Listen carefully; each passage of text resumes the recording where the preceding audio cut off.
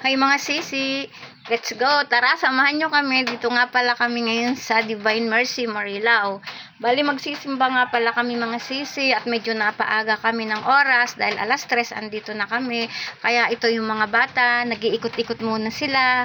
Dito nga pala yan sa likod ng Divine, sa may Divine Mercy dito sa simbahan ng Marilao. Ayan, nagwi-wish daw sila na sana magkaroon ng iPhone. Sa bagay, wala namang masama mangarap, di ba? Malay mo, dumating yung mga iPhone nila na wini-wish nila. At ayan mga sisi, habang nag-aantay po kami ng oras, kasi ang start po ng misa dyan mga sisi ay 3:30. Dumating kami kasi is mag-aalas 3 pa lang. Kaya medyo kalating oras pang aming aantayin. Kaya ato, ikot-ikot muna kami. Pasyal-pasyal muna kami sa likod hanggat nag-aantay po kami ng oras. Kasi medyo maaga pa doon. Wala namang mga tao. At ito maganda rito sa likod mga sisi. At ayan, andyan na kami. Pumunta na kami dito sa may simbahan. Kaso wala pang mga tao. Pero okay lang din naman mga sisi. Kasi mas maganda yung maaga ka para makaupo. Kasi mamaya as in punong-puno na talaga ng tao iyan.